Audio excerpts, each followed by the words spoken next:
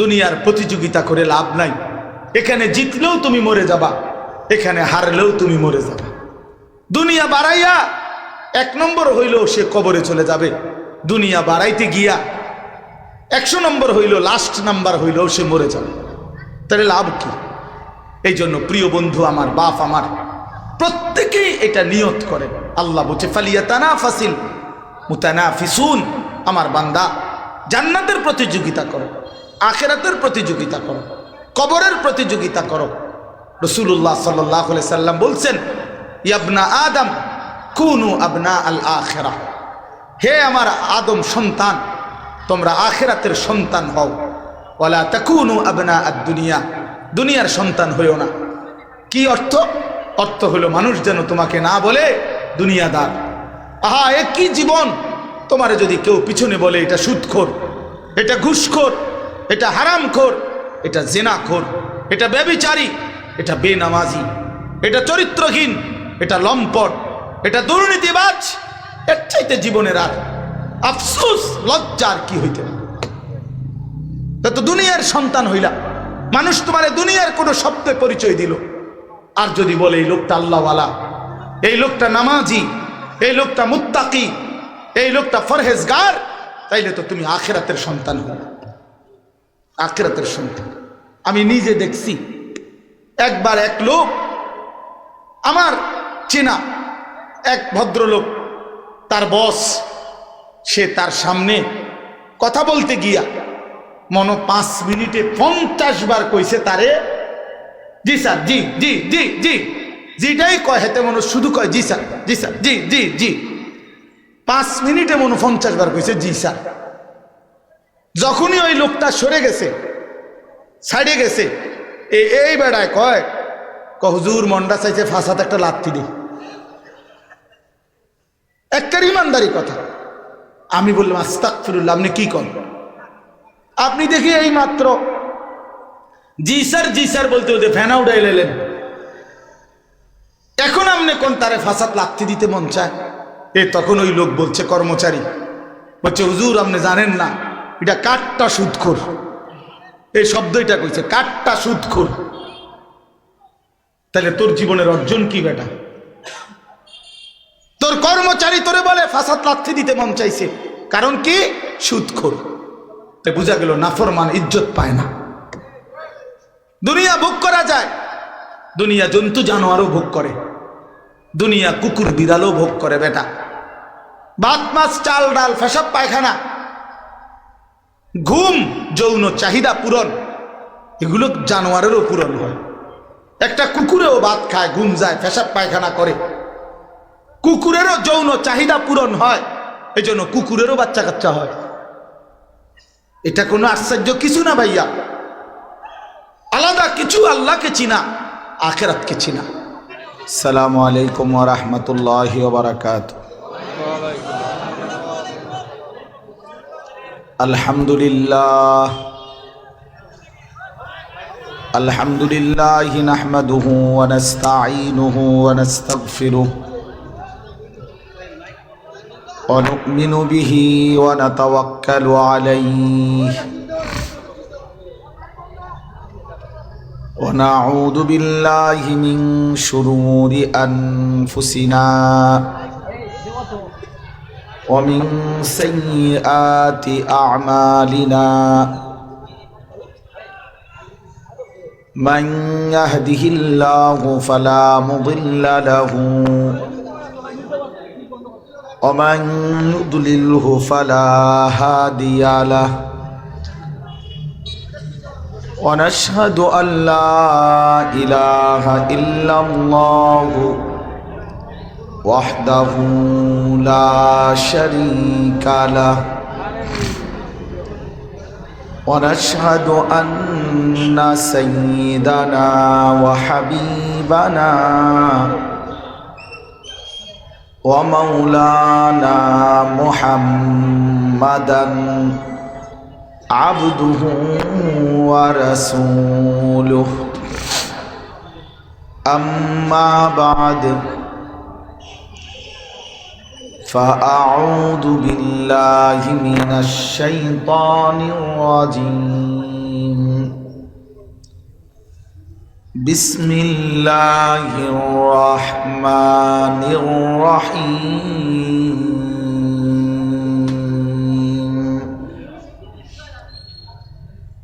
إن الأبرار لفي نعيم على الأرائك ينظرون تعرف في وجوههم نضرة النعيم يسقون من رحيق مختوم ختامه مسك وفي ذلك فليتنافس المتنافسون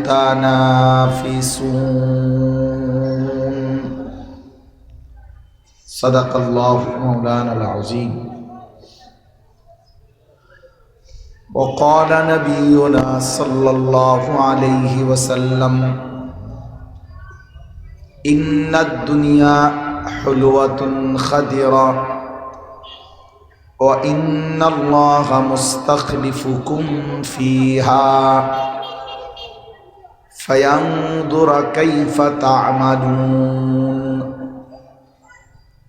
فاتقوا الدنيا واتقوا النساء فإن أول فتنة بني إسرائيل كانت في النساء اللهم صل على محمد وعلى آل محمد كما صليت على إبراهيم وعلى آل إبراهيم إنك حميد مجيد اللهم بارك على محمد وعلى آل محمد كما باركت على إبراهيم وعلى آل إبراهيم إنك حميد مجيد سبحانك لا علم لنا إلا ما علمتنا إنك أنت العليم الحكيم الحمد لله আল্লাহ পাক রব্বুল ইজ্জত জুল জালাল ওয়াল ইকরামের ফজল করম রব্বুল আলামিনের অপরিসীম ইহসান মেহেরবানি দয়া আল্লাহ তাআলা আমাদেরকে আজ 22 ডিসেম্বর 2024 রোজ রবিবার হবিগঞ্জ জেলা আল ইখওয়ান ইসলামী যুব সংঘ চুনারুঘাট এর উদ্যোগে নবম বার্ষিক তাফসীরুল কোরআন মহাসম্মেলনে অনেক শ্রদ্ধাভাজন ওলামায়ে কেরামের উপস্থিতিতে আল্লাহ তাআলাই আমাদেরকে আসবার বসবার আল্লাহর জন্যই জমা হওয়ার তৌফিক দান করেছেন। এজন্য আমরা সকলেই বলি আলহামদুলিল্লাহ। আজকের এই মোবারক মাহফিলে ধারাবাহিকভাবে আপনারা বাংলাদেশের প্রখ্যাত বুজুর্গ শিষ্য উলামায়ে কেরামের নসিহত শুনতেছিলেন। আমিও যখন এসেছিলাম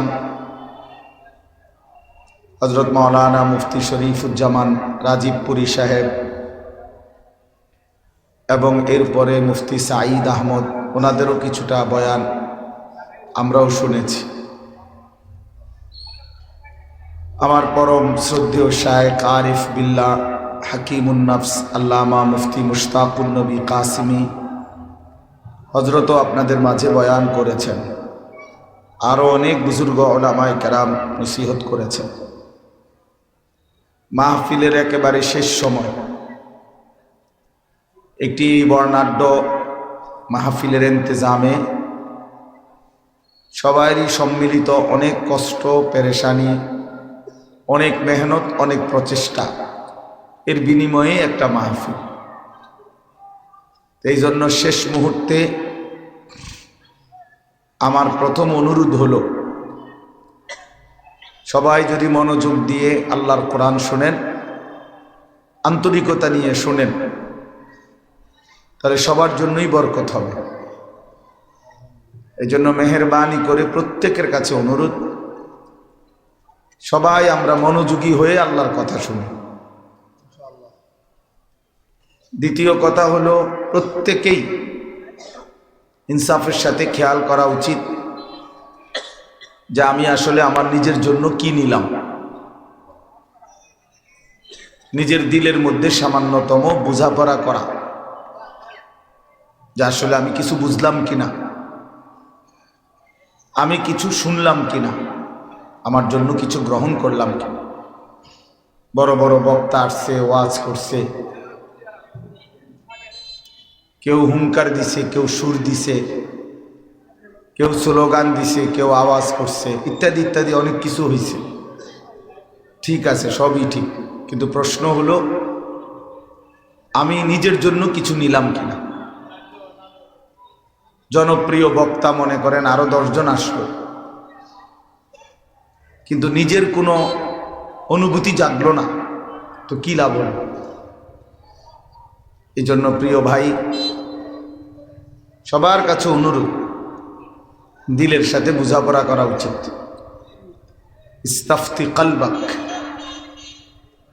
নবী সাল্লাল্লাহু আলাইহি সাল্লাম বলছেন, তুমি তোমার দিলকে প্রশ্ন করো, জিজ্ঞেস করো দিলের হালাত কি। আল্লাহ তাআলা আমাদের কাছে যেভাবে চেয়েছেন আমার জিন্দেগি কেমন। কুরআনুল কারীমের মধ্যে আছে, আল্লাহ তাআলা বলেন, ইন্না খালাকনাল ইনসানা মিন নুতফাতিন আমশাজ নাবতালিহি ফাজআলনাহু সামিআন বাসীরা। আল্লাহ তাআলা বলেন, আমি স্বামী স্ত্রীর মিশ্র বীর্য থেকে মানুষকে সৃষ্টি করেছি। কেন বানালাম? নাবতালিহি, পরীক্ষা করার জন্য। পৃথিবীতে আল্লাহ তাআলা আমাদেরকে বানিয়েছেন পরীক্ষা করার জন্য। এই কথা এটা আল্লাহ তাআলা কুরআনুল কারীমে বারবার বলছেন, আল্লাযী খালাকাল মাউতা ওয়াল হায়াতা লিয়াবলুয়াকুম। আল্লাহই তোমাদেরকে মৃত্যু এবং জীবন সৃষ্টি করেছেন, লিয়াবলুয়াকুম, তোমাদেরকে পরীক্ষা করার জন্য। এই যে একই কথা, ইন্না জাআলনা মা আলাল আরদি যিনাতাল লাহা লিনাবলুয়াহুম। আল্লাহ তাআলা বলেন, এই সৃষ্টি জগতের সব কিছু আমি আল্লাহই তোমাদের জন্য সৌন্দর্যময় করে বানিয়েছি, সাজিয়েছি। আসমান, জমিন, চন্দ্র, সূর্য, গাছ, ফুল, ফল, পশু, পাখি, সব কিছু। এই চমৎকার সুন্দর পৃথিবী সাজিয়ে আমি আল্লাহ তাআলা তোমাদের কাছ থেকে কি চাচ্ছি, কেন সাজালাম? লিনাবলুয়াহুম, আমার বান্দাদেরকে পরীক্ষা করার জন্য। তাহলে দেখেন, একই কথা, নাবতালিহি, পরীক্ষা করার জন্য, লিয়াবলুয়াকুম, পরীক্ষা করার জন্য, লিনাবলুয়াহুম, পরীক্ষা করার জন্য। কোরআন শরীফে আল্লাহ বলেন, কুল্লু নাফসিন যায়িকাতুল মাউত ওয়া নাবলুকুম বিশ-শাররি ওয়াল খাইরি ফিতনা ওয়া ইলাইনা তুরজাউন। তোমাদের প্রত্যেকটি প্রাণ আত্মাকেই মৃত্যুবরণ করতে হবে, আর আমি আল্লাহ যেটুকু হায়াত দিলাম এটুকু হায়াতের মধ্যে ওয়া নাবলুকুম, তোমাদেরকে পরীক্ষা করব। এই একই কথা কুরআনুল কারীমে আল্লাহ বলেন, ওয়ালা নাবলুওয়ান্নাকুম বিশাইইন মিনাল খাউফি ওয়াল জু' ওয়া নাকসিম মিনাল আমওয়ালি ওয়াল আনফুসি ওয়াস সামারাত। অবশ্যই আমি আল্লাহ তোমাদেরকে পরীক্ষা করব। কিছুটা ভয়, কিছুটা ক্ষুধা, কিছুটা জান মালের ক্ষতি, মুসিবত, ঘাটতি, কমতি, পেরেশানি দিয়ে। তাহলে একই কথা, আহাসিবান নাসু আন ইউতরাকু আন ইয়াকুলু আমান্না ওয়া হুম লা ইফতানুন। আল্লাহ তাআলা বলে, মানুষ তোমরা কি এই ভেবেছো যে তোমরা শুধুই বলবা আমি মুমিন মুসলমান, আর আমি আল্লাহ কোনো পরীক্ষা না নিয়ে তোমাদেরকে এমনিতেই ছেড়ে দেব?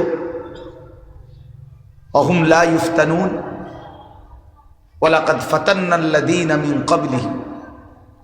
তোমাদের পূর্বেও যারা ঈমানের দাবি করেছিল আমি আল্লাহ তাদের প্রত্যেককেই পরীক্ষা করেছি।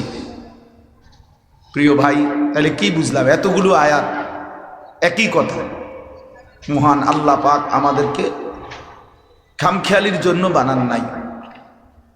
শুধু শুধু আমরা প্রত্যেকেই নিজ নিজ পছন্দ মতো, নিজের খেয়াল খুশি মতো, আমার মনের চাহিদা মতো চলব, যখন যেটা যেরকম আমার কাছে ভাল লাগে, এই জন্য আল্লাহ তাআলা আমাদেরকে বানান নাই।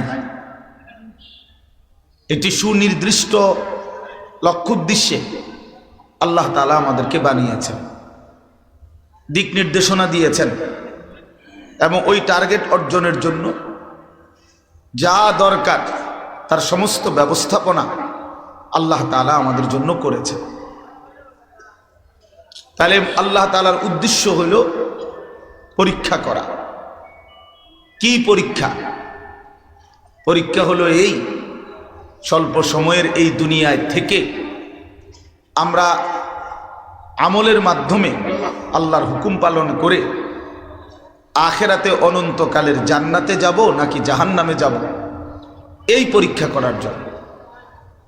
আমাদের কাউকে আল্লাহ জান্নাত দিবেন, কাউকে জাহান্নাম দিবেন, আর এই কাকে জান্নাত দিবেন কাকে জাহান্নাম দিবেন এইটার পরীক্ষা হচ্ছে এই দুনিয়া। এই দুনিয়া, অতএব এই কথাটা দিল দিয়ে বোঝা উচিত। আল্লাহ তাআলা এই পরীক্ষা উত্তীর্ণের জন্য তিনটা জিনিস আল্লাহ তাআলা আমাদেরকে সর্বদাই দিয়ে রাখছেন। এক নাম্বার হলো ফাজআলনাহু সামিআন বাসীরা। আমাদের শরীর, চোখ, নাক, কান দিয়ে এমন একটা শরীর আমাদেরকে দিয়েছেন, যেই শরীরের মধ্যে আল্লাহকে মানার সকল যোগ্যতা আল্লাহ তাআলাই কুদরতিভাবে দিয়েছেন। আল্লাহর হুকুম যা তা পালনের যোগ্যতা আমাদের দেহের মধ্যে আল্লাহ তাআলা দিয়েছেন। এমন একটি শরীয়তের বিধান নাই যেটা পালনের যোগ্যতা আমার শরীরে নাই।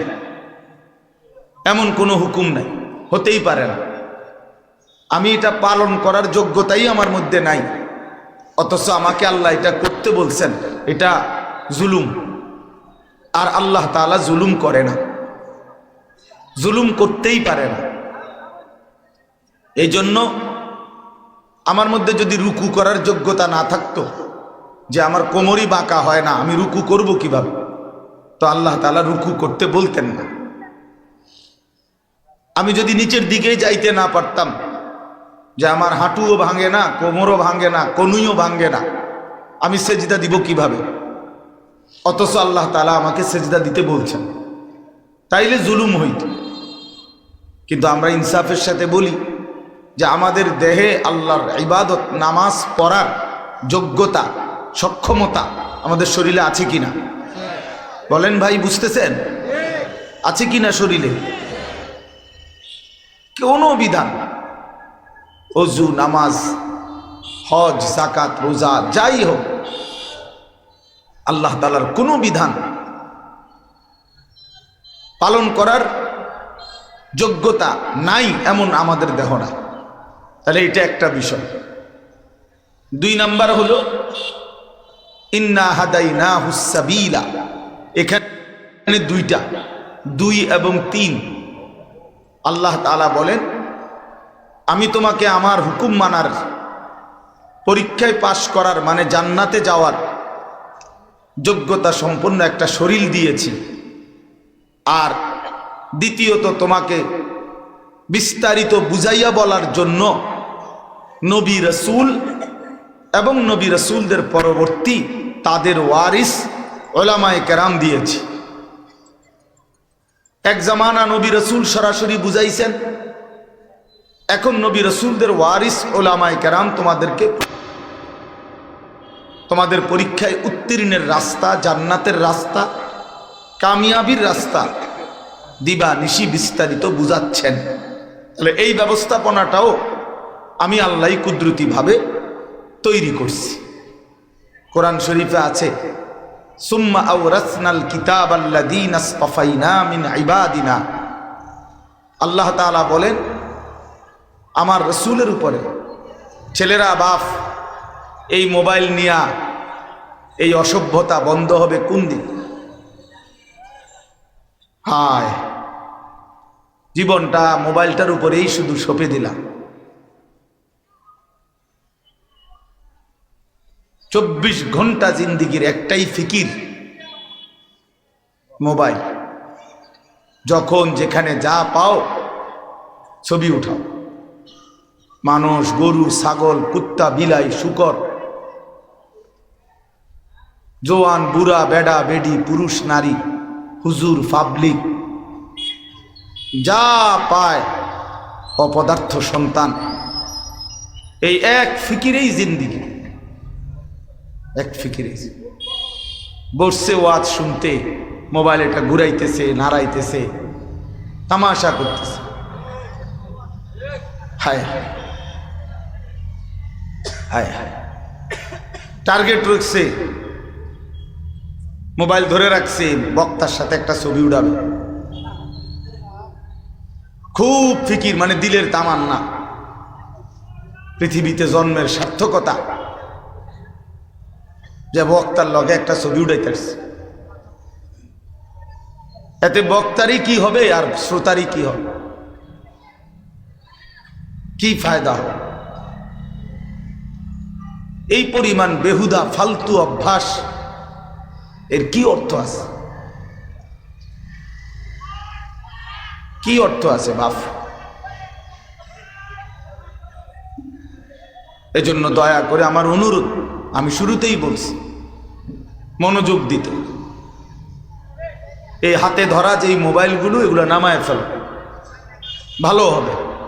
এমনি শোনো ভাই, চোখের দিকে তাকায়া ওলামায়ে কেরামের কথা শুনলে বরকত হবে, কলিজায় জমে, দিলের মধ্যে জমে।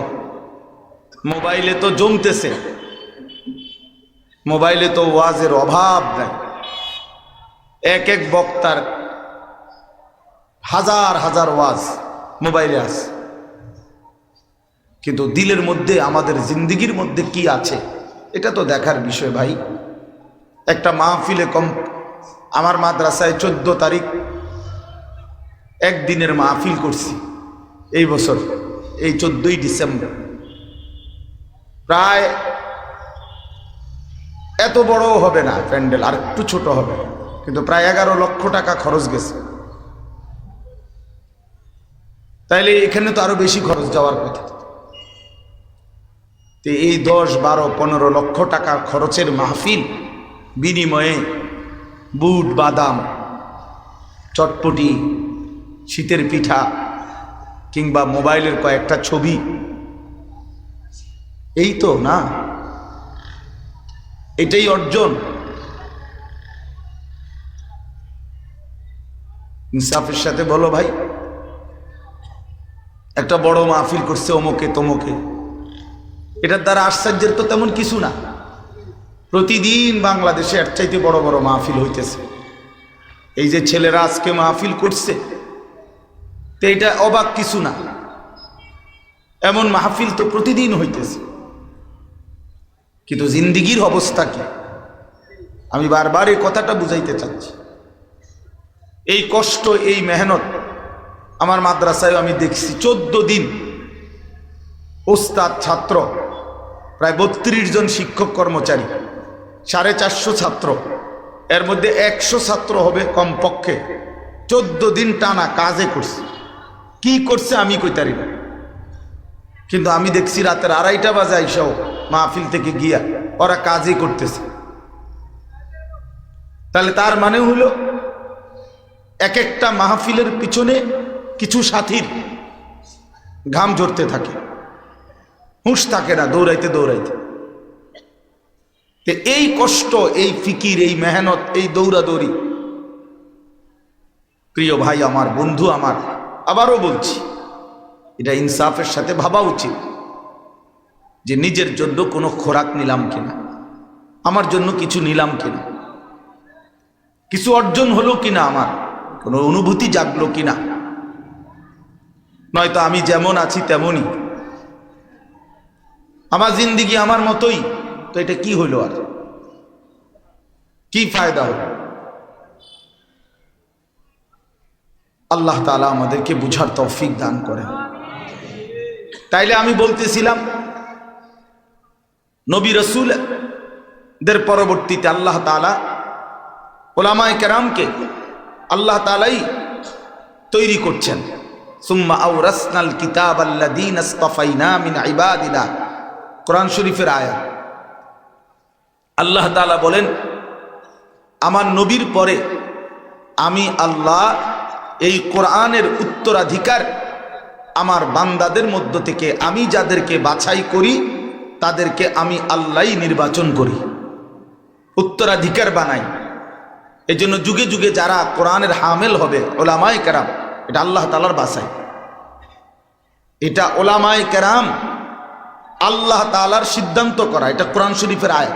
সুম্মা আওরাসনা অর্থ হলো আমি আল্লাহ ওয়ারিস বানিয়েছি আল কিতাব, কোরআনের, আল্লাযীনা ইসতাফাইনা আমি যাদেরকে বাছাই করি, মিন ইবাদিনা আমার কোটি কোটি বান্দার মধ্য থেকে।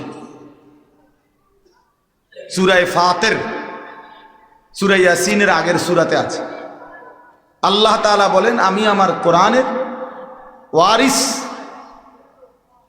উত্তরাধিকারী আমি বানিয়েছি। আল্লাহ বানায়, আল্লাহ ইস্তাফাইনা বাছাই করে। এজন্য উলামায়ে কেরাম নির্বাচন করে কে? বলেন না কে? আল্লাহ। উলামায়ে কেরাম এই পৃথিবীতে আল্লাহ তাআলা রাখছে। এই জন্য ওই দুই একজনের ষড়যন্ত্রে আপনার সাদ, ওয়াসিফ আর মুআজ আর ওসামার মতো এই ভণ্ডদের কারণে উলামায়ে কেরাম পৃথিবী থেকে নিশ্চিহ্ন হবে না, ওই ভণ্ডরাই নিশ্চিহ্ন হবে। ওই প্রতারক, মুনাফিক, গাদ্দার, বিশ্বাসঘাতক, ওরাই পৃথিবী থেকে একদিন পৃথিবীর ঈমান, ইসলাম এবং মুসলমানের বিরুদ্ধে ষড়যন্ত্রকারী, ছদ্মবেশী মুনাফিক, তাদের নামের লিস্টিতে একদিন সাদ নিজের নামও দেখবে।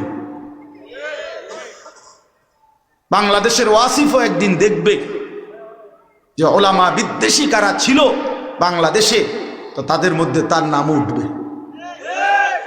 এই গাদ্দারের নাম উঠবে, কোনো সন্দেহ নেই। শহীদের পবিত্র রক্ত ঝরিয়ে, ইমানদারের খুন ঝরিয়ে, মুমিনের খুন ঝরিয়ে কোন বেঈমান, কোন জালেম পৃথিবীতে ইতিপূর্বে টিকে নাই, এই জালেমরাও টিকবে না, এটাই সত্য। অতএব ভাইয়া, আল্লাহ তাআলা উলামায়ে কেরামকে রেখেছেন জমিনে আমাদেরকে জান্নাতের রাস্তা, পরীক্ষায় কামিয়াবি উত্তীর্ণের রাস্তা চিনাইবার জন্য। আর 3 নাম্বার হলো আল্লাহ তাআলা বুঝবার জন্য কিতাব, এই কোরআনুল কারীম আমাদের সামনে দিয়েছেন। তো সহজ কথা কি দাঁড়াইল? আল্লাহ তাআলা বললেন, আমি পরীক্ষার জন্য তোমাদেরকে বানিয়েছি। এবার পরীক্ষায় উত্তীর্ণের জন্য 3টা ব্যবস্থা দিছি। 1 নাম্বার, তোমাকে এমন একটা শরীর দিছি যেই শরীরে তুমি জান্নাতের যাবতীয় আমল করতে পারবা, তুমি চাইলেই পারবা, পাশ করতে পারবা। 2 নাম্বার, তোমাকে বিস্তারিত বুঝাইয়া বলার জন্য নবী, রসুল এবং তাদের পরবর্তী ওয়ারিস উলামায়ে কেরামকে পাঠিয়েছি।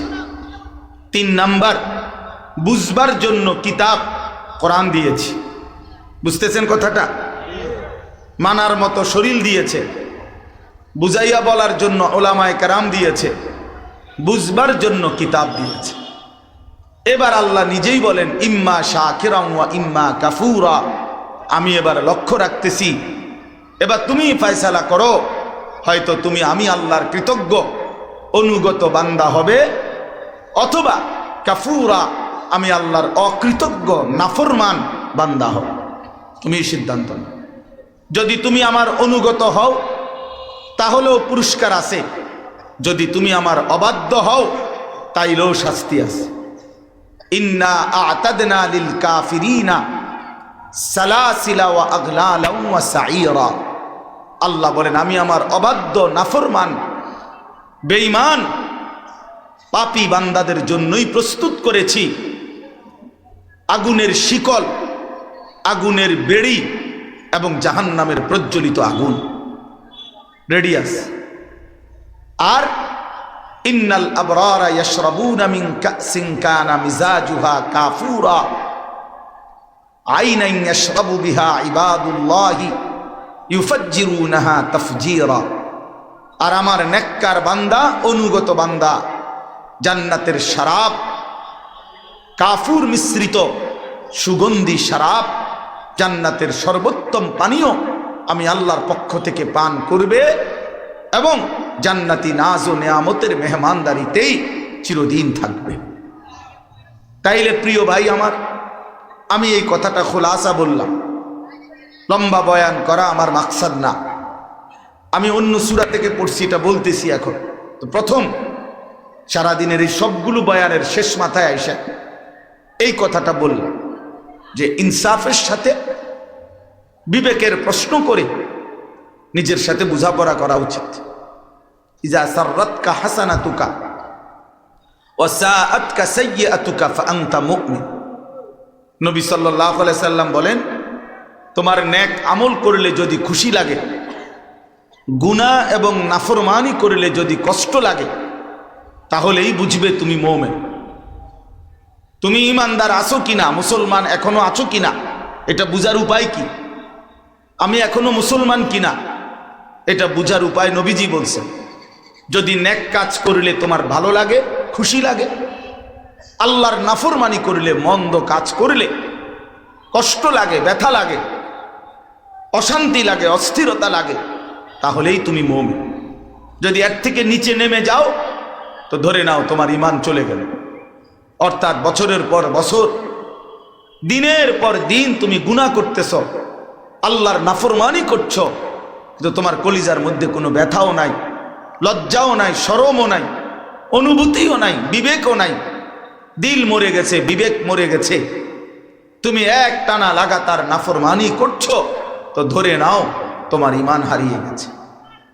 365 দিন একটা ছেলে, তোমরা ভাবো ভাইয়া, আমি প্রতিদিন বলি এ কথা, 365 দিনে এক বছর, একটি বছরে কোনো দিন তোমরা যারা ফজরের নামাজ পড়ো না, কোনো দিন মুসলমানের যে ছেলে মেয়ে সন্তান কোনো দিন ফজরের নামাজ পড়ে নাই, একটা বছর কোনো দিন, চিন্তা করে দেখেন তার ঈমানের কি হালাত, তার ঈমানের কি হালাত। সে কি পরিমাণ আল্লাহকে ভুলে গেছে, সে কি পরিমাণ আখিরাতকে ভুলে গেছে, সে কি পরিমাণ পরকালকে ভুলে গেছে। 30 বছর ধরে মনে করেন ব্যবসা করে, তো প্রতিদিন ওজনে কম দেয়, তো এই নাফরমান কি পরিমাণ আল্লাহকে ভুলছে। 30 বছর ধরে সুদ খায়, 30 বছর ধরে মিথ্যা বলে, 30 বছর ধরে ওজনে কম দেয়, 30 বছর ধরে নাচ গান নাটক সিনেমা টেলিভিশন নর্তকীর ছবি, বউ বাচ্চা ঘর পরিবার এবং নিজেও দেখে, প্রতিদিন আল্লাহর নাফরমানি এক তালে এক ঢঙ্গে করতেছে, কোনো পরোয়া নাই, কোনো লজ্জা শরম নাই, চেহারার মধ্যে কোনো বিমর্ষ লজ্জিত অনুভূতিও নাই। 60 বছর 50 বছর সবার সামনে প্রকাশ্যে খোলামেলা বিড়ি সিগারেট খাইতেছে, কথায় কথায় গালি দিতেছে, মিথ্যা বলতেছে, সুদ কিস্তি বাটপারি ধোকাবাজি করতেছে, বলেন এই নাফরমানের ইমানের হালাত কি? তার আখিরাতের হালাত কি? তার কবরের ফিকির কি? সে পরকালকে কি পরিমাণ ভুলছে। আলহাকুমুত তাকাসুর হাত্তা যুরতুমুল মাকাবির। আল্লাহ তাআলা বলে, বান্দা দুনিয়া বাড়ানোর নেশা তোমারে তো ডুবাইয়া দিল, আখিরাত তো ভুলাইয়া দিল। আলহাকুম আই আনসাকুম, ভুলিয়ে দিল তোমারে। হাত্তা যুরতুমুল মাকাবির, এরই মধ্যে তুমি একদিন কবরেই পৌঁছে গেলা। দেখতে দেখতে দোকানও আছে, মালও আছে, ঘরও আছে, পরিবার আছে, এগুলো গুছাইতে গুছাইতে হয়তো দোতলার ছাদ ডালাই এখনো হয় নাই, হয়তো ওই 10 শতক জমির টাকা দেওয়া সুদ হয় নাই, হয়তো দোকানের বাকি সবগুলো টাকা দেওয়া হয় নাই। এরই মাঝে একদিন তুমি কবরেই পৌঁছে গেলে। দুনিয়া গুছাইতে পারো নাই, সাজাইতে পারো নাই, কিন্তু আমি আল্লাহকেও ডাকতেও পারো নাই এই ছোট্ট একটা দোকানের জন্য। এক ওয়াক্ত নামাজ পড়তে পারো নাই। একটা অটো চালাও, এক ওয়াক্ত নামাজ পড়ে না। একটা সিএনজি চালায়, এক ওয়াক্ত নামাজ পড়ে না। একটা চা দোকানদারি করে, কয় টাকা আয়, কয় টাকা?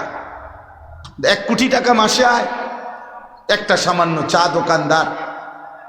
নাই তো মাস শেষে 10,000 টাকা লাভ, 20,000, নাই তো 50,000 টাকা ব্যবসা হইল। মাত্র 50,000 টাকার জন্য এক ওয়াক্ত নামাজ। 12,000 টাকা বেতনের একটা চাকরি, 18,000 টাকা বেতনের একটা চাকরির জন্য কোনো দিন এক ওয়াক্ত নামাজ পড়লা না। কি করলা? যুবক ছেলে তোমরা বলো ভাইয়া, সারাদিনে মোবাইল টিপলা, বন্ধুদের সাথে আড্ডা দিলা, এই এতটুকু কাজের জন্য বন্ধুদের আড্ডা আর মোবাইলের এই নেশা, এই এটুকুর জন্য একটা সেজদাও দিলা না আল্লাহরে? এক ওয়াক্ত নামাজ পড়লা না? মুসলমানের ঘরে জন্ম নিয়ে এত বড় জানোয়ার কেমনে হইল? মুসলমানের ঘরে জন্ম নিয়ে এত বড় নাফরমান কেমনে হইল? এত বড় হাইওয়ান কেমনে হইলা মিয়া? একবারও মনিবের কথা মনে পড়ে না, একটা সেজদা দিতেও মন চায় না।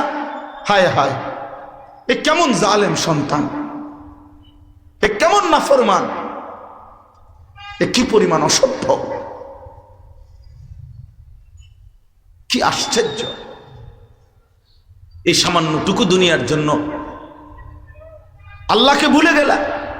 আল্লাহ বলেন, কাল্লা সাউফা তা'লামুন, আমার বান্দা মনে রেখো, অল্প সময়ের ব্যবধানে এই কবরে আসলেই আমি তোমাকে বুঝায় দেব আমার নাফরমানির শাস্তি কি।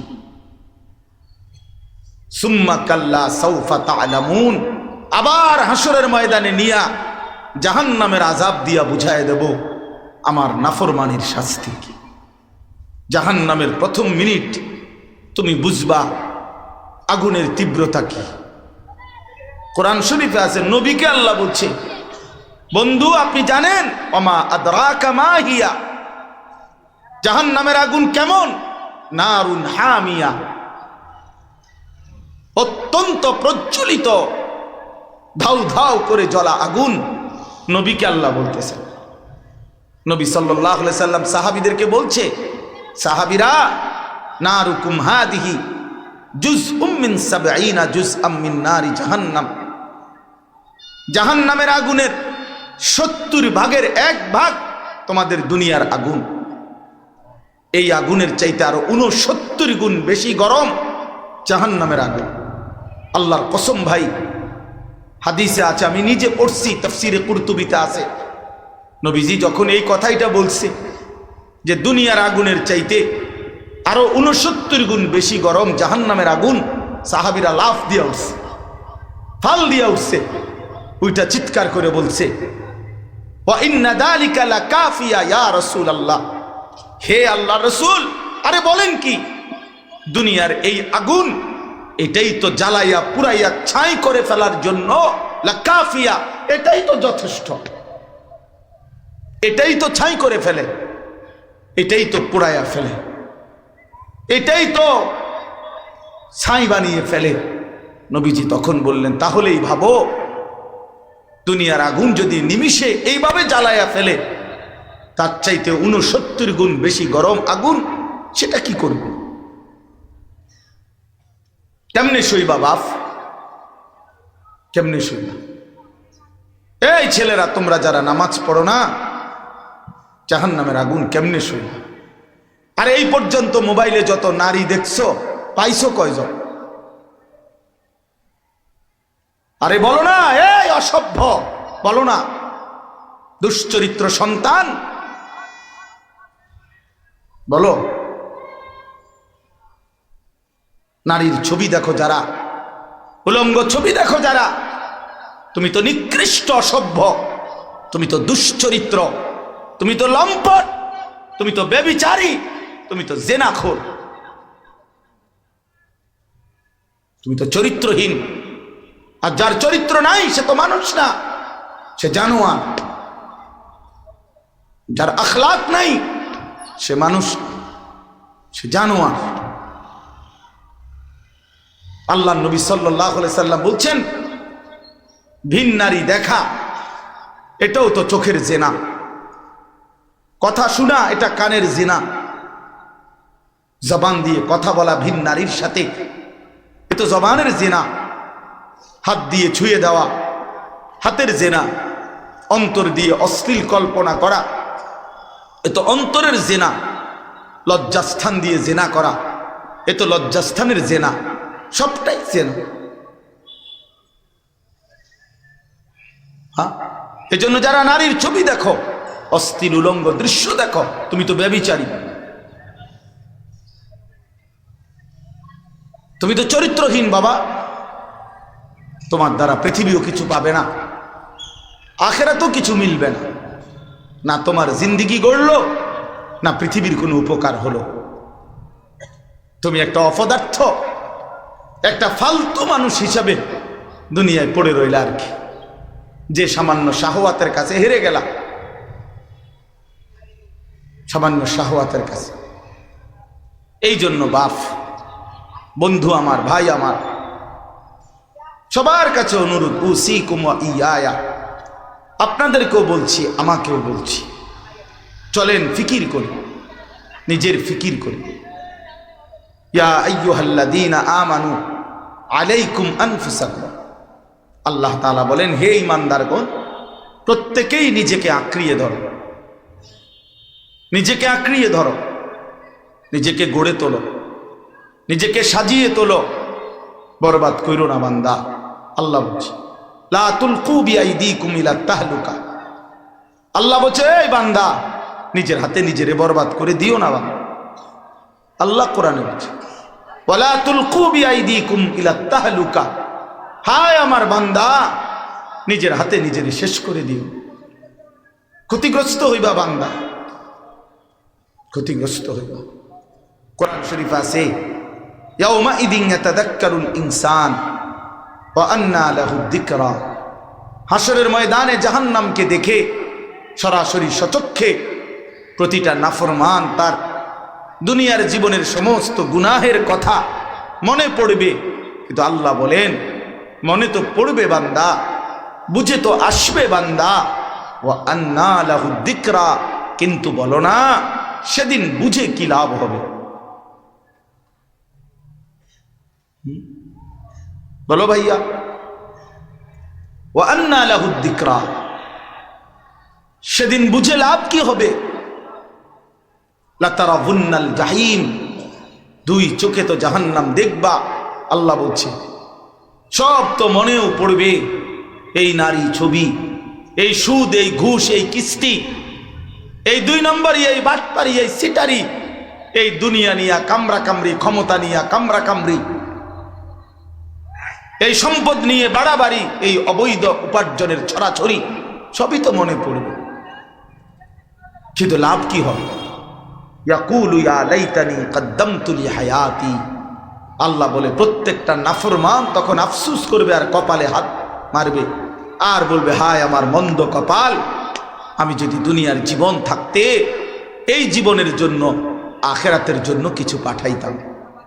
আহা কি করল, আমার তো টাকা ছিল, আমি যদি দান করতাম, আমার তো সময় ছিল, শরীর ছিল, আমি যদি সেজদা দিতাম, আমি যদি বন্দিগি করতাম, আমি যদি আল্লাহর দেওয়া টুকুর মধ্যেই তৃপ্ত হতে পারতাম, কত না ভালো হতো। আহা কি করলাম, আহা কি করলাম। প্রিয় বন্ধু আমার, বাপ আমার, অতএব আমরা প্রত্যেকেই এটা ফিকির করা চাই, আমাদের প্রত্যেকের এটা উচিত। আমি এই সুন্দর মাহফিল, এই বর্ণাঢ্য এত বড় ইন্তেজামের মধ্যে আমি সবাইকে এটা বললাম, আমার এটাই আমার মূল নসিহত। জিন্দেগি সুন্দর করেন, জীবন সুন্দর করেন। সারা পৃথিবীর মতো বাংলাদেশেও ইসলাম মুসলমানের বিরুদ্ধে প্রতিদিন নিত্য নতুন ষড়যন্ত্র। সারা পৃথিবীর দুশ্মন চাচ্ছে ভাইয়া বাংলাদেশেও মুসলমানের অবাধে রক্ত ঝরুক। একবার শহীদ অ্যাডভোকেট সাইফুল ইসলাম আলিফ চট্টগ্রামে এক ইমানদার মুসলমানের প্রকাশ্যে দিবালোকে ইসকনের গুন্ডারা, সন্ত্রাসীরা, হিন্দু সন্ত্রাসী বেঈমানরা সরাসরি এই বাংলাদেশে একজন জীবন্ত মুসলমানকে জবাই করে হত্যা করছে, শহীদ করে দিছে। আরেকবার এখন আবার এই 18ই ডিসেম্বর টঙ্গীর ইজতেমার মাঠে রাত গভীরে অন্ধকারের মধ্যে ইমানদার মুসলমান, সারাদিন সারা পৃথিবীর মুসলমানরা ইজতেমার ময়দানে আসবে আল্লাহর ইবাদতের জন্য, সেই কাজ করে ইমানদার মুসলমান যারা 5 ওয়াক্ত নামাজ পড়ছে, এই মানুষগুলো রাত্রি গভীরে ঘুমাইছে। সেই মানুষগুলোর উপরে, ঘুমন্ত মানুষগুলো ইমানদার মুসলমানের উপরে মুসলিম পরিচয়ধারী ছদ্মবেশী কিছু মুনাফিক, এই সাদের অনুসারী কিছু গুন্ডা, কিছু সন্ত্রাসী রাত গভীরে অতর্কিত আক্রমণ করে ইমানদারের রক্তে টঙ্গীর জমিন ভাসায় ফেলেছে।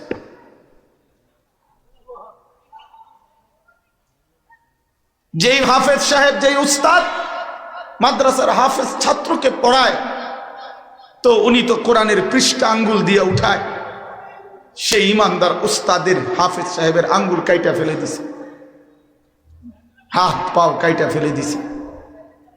কি নির্মম মানুষ! নেতানিয়াহু মুসলমানদের মারে, এটা তো আমরা বুঝি যে সে কাফের, মুসলমানকে মারে। ইউরোপ আমেরিকা মুসলমানকে মারছে, তো এটা কাফেরে মারছে বুঝলাম। কাশ্মীরে মুসলমান মার খাইছে তো ভারতীয় হিন্দুদের দ্বারা, এটা বুঝলাম। রোহিঙ্গা মুসলমানদেরকে বার্মার বৌদ্ধরা মারছে, এটা তো বুঝলাম। কিন্তু মুসলিম পরিচয় দিয়ে ইমানদার মুসলমানের রক্তে জমিন ভাসায় দিছে, এ কেমন নির্মম মানুষ! এ কেমন নির্মম মানুষ! এ কেমন পাষাণ!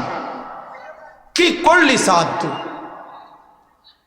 কি করলা ওয়াসিফ, তুমি হায় তোমরা কি কর। এই জন্য ছেলেরা, বাবারা, এই জমিন দিন দিন অশান্ত হয়ে যাচ্ছে, ইমানদারের রক্ত ঝরছে। কাজে আমরা যদি আমাদের আল্লাহর দিকে না ফিরি, আমরা যদি আল্লাহর সাথে সম্পর্ক না বাড়াই, তা আমাদের উপরে মুসিবত পেরেশানি আরো বাড়বে।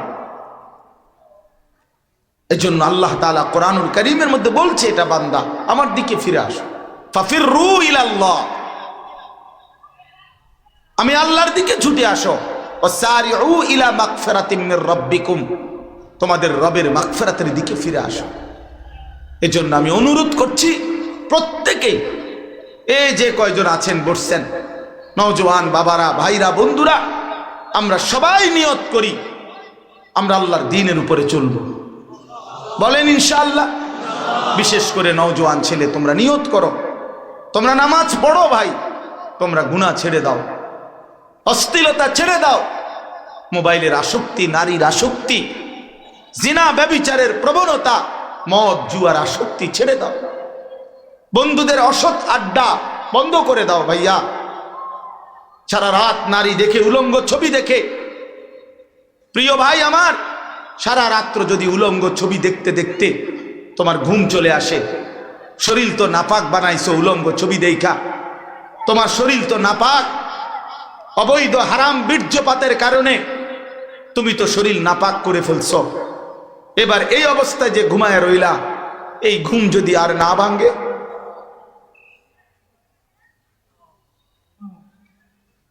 এই রাত যদি আর তোমার জন্য ভোর না হয়, আর যদি তোমার চোখ না মেলে, তো এই দেহ নিয়া, এই অসৎ, এই দুশ্চরিত্র নিয়ে তুমি কবরে কেমনে যাইবা? তোমার পরিণতি কি হবে? না এশার নামাজ পড়লা, না ফজরের নামাজ পড়লা, তো তুমি মুসলমান কিসের? কি তোমার পরিচয়?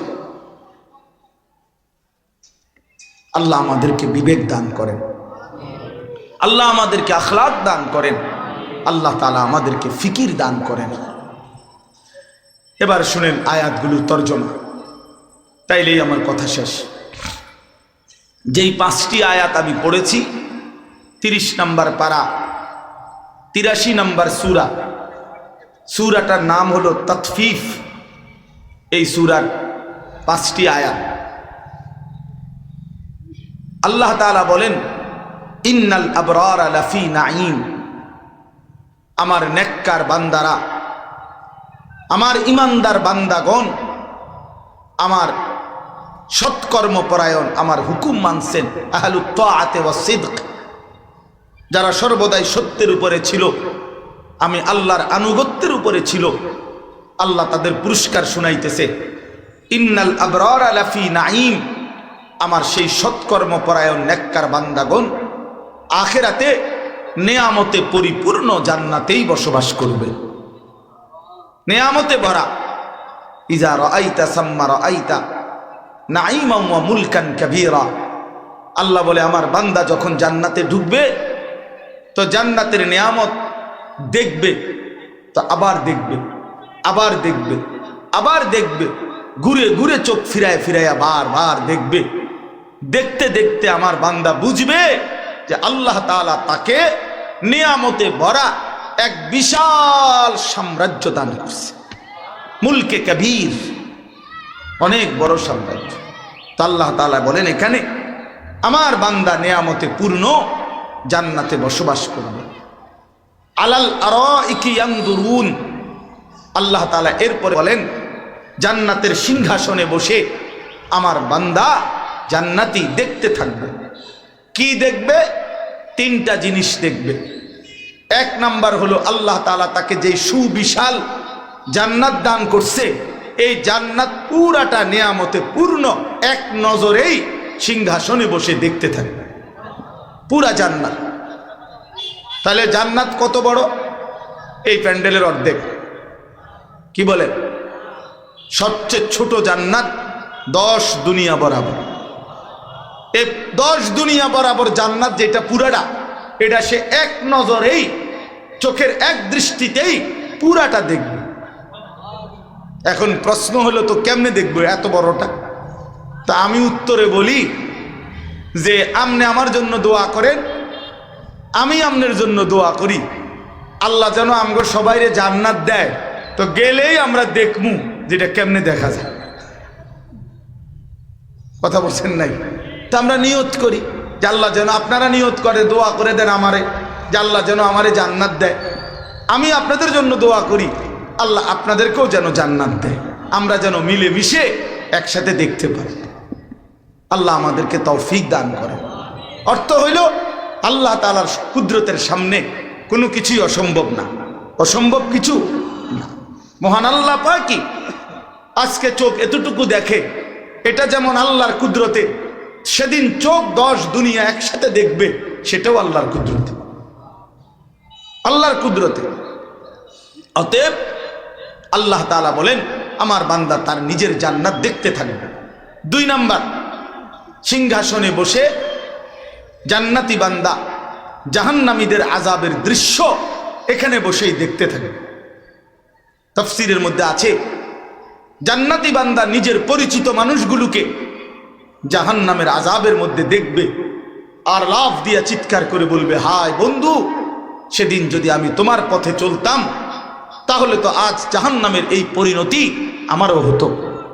আমার আল্লাহ দয়া করেছেন বলেই আমি আজ জান্নাতে এসে পৌঁছলাম, তোমাদের সাথেই চলতাম ফিরতাম, কিন্তু ইন্নী জানান্তু আন্নী মুলাকিন হিসাবিয়া, আমি দিলের মধ্যে রাখতাম যে এমন একটা হিসাবের দিন আখিরাত হবে, এই জন্য আমি বাজারও করছি, নামাজও পড়ছি, আমি ব্যবসাও করছি, হালালও উপার্জন করছি, আমি সংসারও করছি, আল্লাহর বন্দেগীও করছি, আমি খেয়াল রাখছি দুনিয়া যাই হয় হোক আখিরাত যেন আমার জীবন থেকে না ছোটে।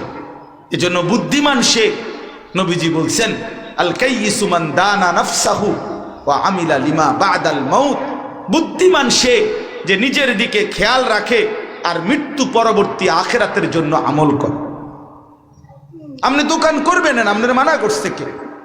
সকাল 8টা বাজে দোকান খুললেন, দুপুর 1টা 10-এ দোকানটা বন্ধ কইরা 1টা 30-এর জামাত জোহরে 20টা মিনিটের জন্য জামাত শরীক হইতে পারলা না, তোমার মতো অকৃতজ্ঞ নাফরমান আর কে হইতে পারে বেঈমান? এক ওয়াক্ত নামাজ পড়তে তো মসজিদে 20 মিনিট লাগে না, 20টা মিনিট তুমি নাফরমান, দোকান ছাড়তে পারলা না, তোমার যে সময় মুতে ধরে সেই সময় দোকান থেকে যাও কেমনে? তোমার যে সময় বাথরুমের প্রয়োজন হয়, তোমার যে সময় নাস্তার প্রয়োজন হয়, তোমার যে সময় খানার প্রয়োজন হয়, তোমার যে সময় বিশ্রামের প্রয়োজন হয়, তোমার যে সময় বন্ধুদেরকে নাস্তা খাওয়াবার জন্য চা দোকানে গিয়ে আড্ডা দিবার সময় হয়, তখন বেঈমান সময় মিলে কেমনে? এই নাফরমান, নামাজের বেলায় সময় নাই, কাস্টমারের চাপ, কাস্টমার তোর বাপে দিছে বেটা, তোর উপার্জন তো আল্লাহ তাআলা দিয়েছে, আল্লাহ তাআলা দিয়েছে, সেই মালিককে ভুলে যাওয়া। কি পরিমাণ গাদ্দার মুসলমান! দুনিয়ার সব প্রয়োজনের সময় সে দোকান বন্ধ করে না, কথা বলেন না কেন? শ্বশুর বাড়ির যাইবার সময় দোকান বন্ধ থাকে না, দুনিয়ার বাকি প্রয়োজনের সময়, তো তখন যাও কেমনে? নাস্তার টাইমে তোমার দোকানে কাস্টমার নাই, তুমি দুপুরের খানা খাও না, রাতের খানা খাও না, দুনিয়ার সব প্রয়োজনের জন্য ওই বন্ধুরে নিয়ে ওই দোকানে মুগলাই পরোটা আর 1 কাপ চা আধা ঘন্টা লাগাইয়া খাইছে, গপ মারছে, কই ওই সময় দোকানের অসুবিধা হয় নাই, এখন নামাজের জন্য গেলে বেঈমান অসুবিধা হয়ে যাবে। হ্যাঁ নাফরমান। মূল কথা হইল কলিজার ভিতরে আখিরাত নাই, মনে করে এগুলো হুজুররা এগুলাই মারতে চায়, যে হুজুরার একটা কথা, হুজুরের এই সমস্ত চিল্লানি ধরিলে চলন যাইতো না, হুজুরের সব কথা ধরে ফারম যাইতো না, হুজুররা যত কয় এত না। আমার একবার একজনে কইছে, হুজুররা যত কয় এত না, কিছু বাড়াইয়াও কয়। তা আমি বললাম, চাচা আচ্ছা মনে করেন আমি বাড়াইয়া কইছি, তো অর্ধেক মনে করেন যে দূর বলছি তার অর্ধেক হইব মনে করেন, তো অর্ধেক ফিডাল হইতে পারবেননি, বোঝেন না এমনি কথাটা? আমি যে দূর কইছি ফিটবো মনে করেন তার অর্ধেক ফিটবো আপনারে মনে করেন, তো অর্ধেক ফিডাল হইতে পারবেননি, কথা বলেন? অথচ বাস্তবিকে কথা হইল হুজুররা যত কয় তত না, এটাই ঠিক কথা। আসলে মানে হইল উনারা যা বুঝাইতে চাই এটা না, বরং হুজুররা যা কয় তত না, এটাই সঠিক কথা। মানে হইল জান্নাত এবং জাহান্নাম আখিরাতের বর্ণনা একেবারেই যৎ সামান্য আল্লাহ তাআলা আমাদেরকে জানাইছেন। প্রকৃত হালাত, প্রকৃত অবস্থা আল্লাহর কসম তার চাইতে কোটি কোটি গুণ বেশি, তার চাইতে বেশি। জান্নাতের বর্ণনা আমরা দিতেই পারি না, জান্নাত তার চাইতে বেশি। জাহান্নামের আযাবের বর্ণনা আমরা যা বলি তার চাইতে কোটি গুণ বেশি, বেশি ভাইয়া। যত কয় তত না, এটার মানে কম না, তার চাইতে বেশি। এই জন্য প্রিয় ভাই আমার, জান্নাতি বান্দা দেখবে জাহান্নামীকে সিংহাসনে এরকম বসে, এখন আমি বসে যেমন আপনাদেরকে দেখতেছি, এভাবে দেখবে জাহান্নামীকে, আর মনে করবে তিন নাম্বার হলো আলাল আরাইকি ইয়ানদুরুন, আল্লাহ বলে আমার নেককার বান্দা জান্নাতে বসে সিংহাসনে দেখতে থাকবে। এই দেখতে থাকবে দুইটা গেল, একটা হলো পুরা নিজের জান্নাত দেখবে, দুই নাম্বার হলো জাহান্নামীদের আযাবের দৃশ্য দেখবে, তিন নাম্বার হলো আল্লাহু আকবার। তিন নাম্বারটা কি জানেন? বলতাম এটা। তিন নাম্বার হলো জান্নাতি সিংহাসনে বসে চোখ উপরের দিকে দিয়ে মহান আল্লাহ পাক রব্বুল আলামিনকে সচক্ষে দেখতে থাকে। আলাল আরাইকি ইয়ানদুরুন ইলা রাব্বিহি আযজা ওয়াজাল, রবের দিকে দেখবে, একবার তাকাবে ৭০,০০০ বছর আল্লাহ পাকের দিদার নসিব হবে।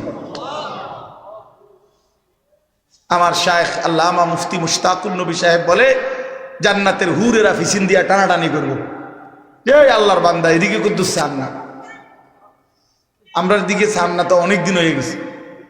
জান্নাতি বলে তো সর, মহান আল্লাহ পাকের দিদারের সামনে পুরা জান্নাত তোরা সব কিচ্ছু না। আল্লাহ পাকের দিদারের স্বাদ মজা তার চাইতে কোটি গুণ বেশি। ইলা রব্বিহা নাযিরা, ইলা রব্বিহা নাযিরা, বান্দা দুই চোখে সচক্ষে আল্লাহকে দেখবে, আল্লাহ পাককে দেখবে। সুবহানাল্লাহ, সুবহানাল্লাহ। তারিফু ফি বুজুহিহিম নাদরাতান নাঈম, আল্লাহ তাআলা বলেন হে নবী আপনি জান্নাতি বান্দার চেহারার মধ্যে দেখবেন কোটি কোটি বছরেও সর্বদাই সজীবতা, প্রফুল্লতা, হাস্যোজ্জ্বল চেহারা। এক সেকেন্ডের জন্য জান্নাতি বান্দা, এই ভাইয়া আল্লাহ কোরআনে বলছে জান্নাতি বান্দার চেহারায় এক সেকেন্ডের জন্য বিষণ্ণতা, মলিনতা, কোনো অস্থিরতা, পেরেশানি থাকবে না। এর বিপরীতে কোরআন শরীফে আছে লা ইউফাত্তারু আনহুম ওয়া হুম ফীহি মুবলিসুন। প্রিয় বন্ধু আমার, জাহান্নামী আল্লাহ কোরআনে বলছে এক সেকেন্ডের জন্য আযাবের বিরতি হবে না, আর কোনো দিন তার চেহারার মধ্যে হাসি ফুটবে না। জাহান্নামীর চেহারা কোনো দিন হাসি ফুটবে না, কোনো দিন না, কোনো দিন না। এরপরে আল্লাহ বলেন চতুর্থ আয়াত, ইউসকাউনা মির রাহিকিম মাখতুম, আমার জান্নাতি বান্দাকে, আমার নেককার বান্দাকে জান্নাতের মধ্যে যে শরাব, যেই পানীয় পান করানো হবে সেটা হবে রাহিকিম মাখতুম। প্রত্যেকটা বোতল, প্রত্যেকটা গ্লাস আলাদা আলাদা সিল মারা, মোহর মারা। এক বোতল দুইজনে, এক বোতল তিনজনে, এমন না। আমার বান্দার জান্নাতের প্রতি বোতল, প্রতি গ্লাস শরাব আলাদা আলাদা ইনটেক্ট, মোহর মারা, সিল মারা, আলাদা আলাদা পান করানো হবে। খিতামুহু মিস্ক। এরপরে আল্লাহ বলেন এই মোহর মানে সিল, মুখা, এটা যখন সরানো হবে সাথে সাথে পুরা জান্নাত মেশক আম্বরের ঘ্রাণে ভরে যাবে।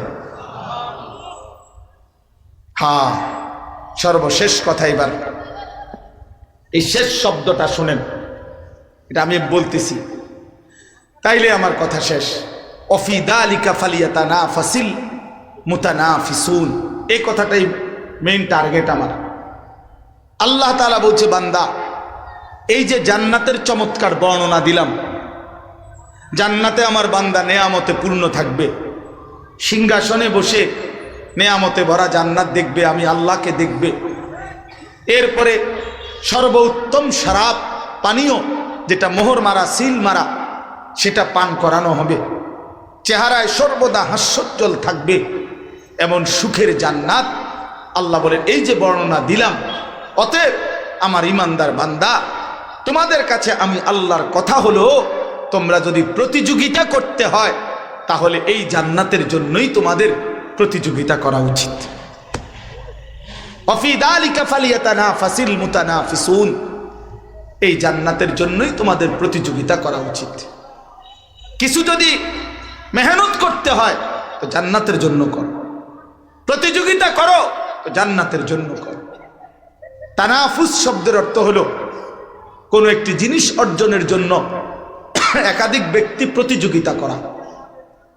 আর আল্লাহ তাআলা বলছেন বান্দা জান্নাতের প্রতিযোগিতা করো। লিমিসলি হাদা ফালইয়ামালিল আমিলুন, কোরআন শরীফের অন্য আয়াত আছে আল্লাহ বলে বান্দা যদি মেহনত করতে হয়, আমল করতে হয়, তাহলে জান্নাতের জন্য আমল করো, জান্নাতের জন্য আমল করো। ফাস্তাবিকুল খায়রাত, আল্লাহ বলছে বান্দা নেক অর্জনের জন্য প্রতিযোগিতা করো, দুনিয়ার জন্য প্রতিযোগিতা কইরো না। তাফসিরে মাআরিফুল কোরআনে মুফতি শফি রহমাতুল্লাহ আলাইহি দারুণ কথা লিখছে এই আয়াতের তাফসিরে। উনি লিখছে যে হে আল্লাহর বান্দা, দুনিয়ার জন্য প্রতিযোগিতা কইরো না। দুনিয়ায় আরো টাকা, আরো সম্পদ, আরো বাড়ি, আরো গাড়ি, আরো নারী, আরো ক্ষমতা, আরো প্রভাব, আরো প্রতিপত্তি, আল্লাহ বলে বান্দা এটা কইরো না। কেন? একটা দারুণ কথা, সহজ কথা।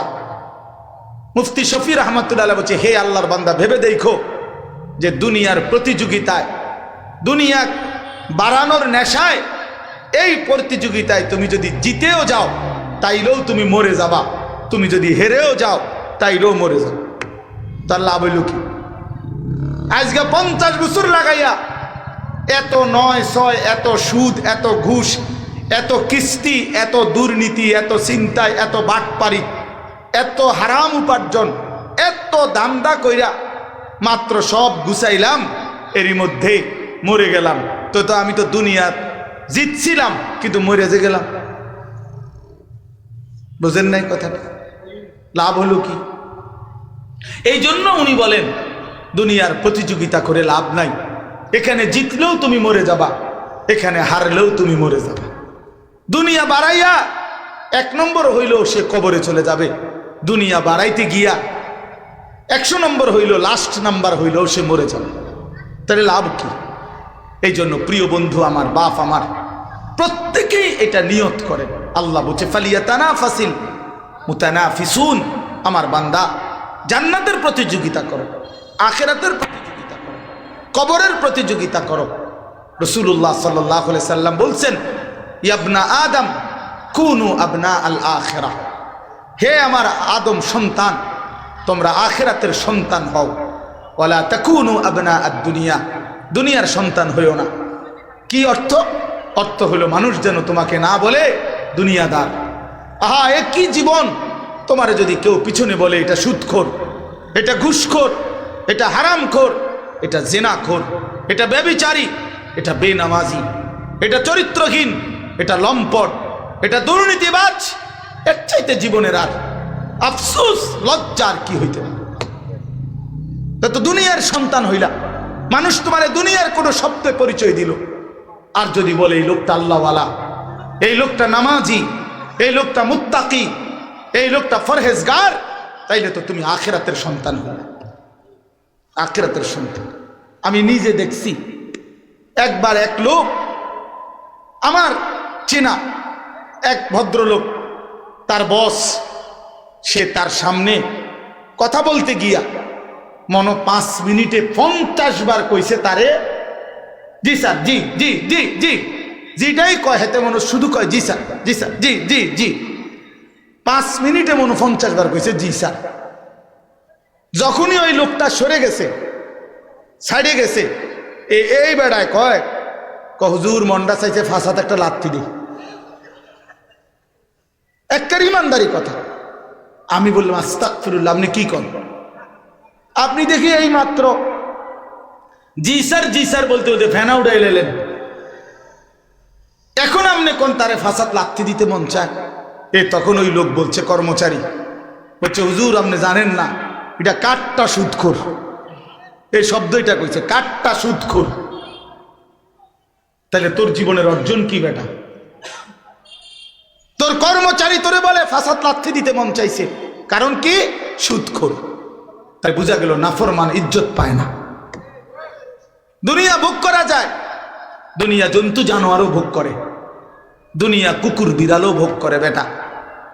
ভাত মাছ চাল ডাল পেশাব পায়খানা, ঘুম, যৌন চাহিদা পূরণ, এগুলো জানোয়ারেরও পূরণ হয়। একটা কুকুরেও ভাত খায়, ঘুম যায়, পেশাব পায়খানা করে, কুকুরেরও যৌন চাহিদা পূরণ হয়, এই জন্য কুকুরেরও বাচ্চা কাচ্চা হয়। এটা কোনো আশ্চর্য কিছু না ভাইয়া, আলাদা কিছু আল্লাহকে চিনা, আখিরাতকে চিনা, আল্লাহকে সেজদা করা, আল্লাহর গোলামি করা, এটা আলাদা কিছু, এটা বিশেষত্ব। অতএব এই রাত গভীরে আমি আমার এতটুকুই কথা বললাম। আমরা প্রত্যেকে ইনশাআল্লাহ, আমার কথা এটুকুই ছিল, নিজের বোঝাপড়া করি, নিজের আখলাক, নিজের ঈমান, নিজের আমল, নিজের চরিত্র, নিজের পরকাল নিয়ে আমরা ভাবি। আল্লাহ তাআলা আমাদেরকে তৌফিক দান করেন। আল্লাহ তাআলা এই সুন্দর মজমা কবুল করে নেন, এই মাহফিলকে কায়েম দায়েম করে দেন। আল ইখওয়ান ইসলামী যুব সংঘ চুনারু ঘাট আল্লাহ তাআলা কবুল করে নেন, আমিন।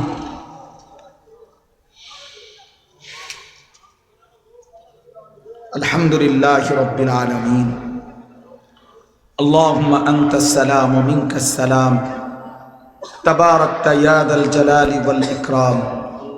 ইয়া রাব্বি লাকাল হামদু কামা ইয়ানবাগি লিজালালি ওয়াজহিক ওয়া আযীমি সুলতানিক।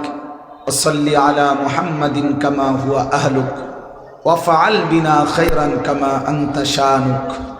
ইয়া আরহামার রাহিমিন, ইয়া আরহামার রাহিমিন, ইয়া আরহামার রাহিমিন। রব্বানা যালামনা আনফুসানা ওয়া ইল্লাম তাগফির লানা ওয়া তারহামনা লানাকুনান্না মিনাল খাসিরিন। রব্বানা আতিনা ফিদ দুনিয়া হাসানা ওয়া ফিল আখিরাতি হাসানা ওয়া কিনা আযাবান নার। রব্বিরহামহুমা কামা রাব্বায়ানি সগীরা। রব্বানা হাব লানা মিন আজওয়াজিনা ওয়া যুররিয়াতিনা কুররাতা আ'য়ুন ওয়াজআলনা লিল মুত্তাকিনা ইমামা। মাওলায়ে করিম আপনি মাফ করে দেন, রব্বে করিম আপনি মাফ করে দেন, মেহেরবান মাওলা আপনি মাফ করে দেন। রাত অনেক গভীর মাওলা, কুয়াশার চাদর দিয়ে পৃথিবী ঢেকে আছে মাওলা। আল্লাহ আপনি দয়া করে এই অন্ধকার রজনীতে আমরা এই অল্প কয়েকজন নাফরমান গোলাম, আমাদের জিন্দিগির সব গুনাহ মাফ করে দেন। আল্লাহ আমাদের আগামী জিন্দিগি আপনি সুন্দর করে দেন, ঈমান আমলের দৌলত দান করেন, ইজ্জত আফিয়ত দান করেন, তাকওয়া তহারত দান করেন, হিম্মত ইস্তেকামত দান করেন, দ্বীনের উপরে থাকার চলার তৌফিক দান করেন। আল্লাহ সেজদাওয়ালা কপাল বানিয়ে দেন, কাঁদনেওয়ালা চোখ বানিয়ে দেন, জিকিরওয়ালা জবান বানিয়ে দেন, মোহাব্বতওয়ালা দিল বানিয়ে দেন। আল্লাহ সুন্নতওয়ালা জীবন বানিয়ে দেন। আয় আল্লাহ সমস্ত কবরবাসীদেরকে মাফ করে দেন, কিয়ামত পর্যন্ত কবরের আযাব মাফ করে দেন, কবরগুলোকে জান্নাতের টুকরা বানিয়ে দেন। অসুস্থ বিমারি যারা শিফা করে দেন, অসুস্থ বিমারি যারা শিফা করে দেন, প্রত্যেকের কামাই রুজিতে হালাল বরকত দান করেন। আল্লাহ হালাল পথে থাকবার চলবার তৌফিক দান করেন। প্রতিটা বাবা ভাই, প্রতিটা মা বোন, কিশোর তরুণ নওজোয়ানকে ঈমান আমলের দৌলত দান করেন। 5 ওয়াক্ত নামাজ জামাতের সাথে পড়বার তৌফিক দান করেন। আয় আল্লাহ এই বিশাল মাহফিলের ইন্তজাম করতে গিয়ে প্রথম দিন থেকেই পর্যন্ত যার যেটুকু ফিকির, মেহনত, টাকা পয়সা, বুদ্ধি, পরামর্শ, সহযোগিতা, আয় আল্লাহ আপনি সকলকে উত্তম বিনিময় দান করেন। আল্লাহ সকলকে উত্তম বিনিময়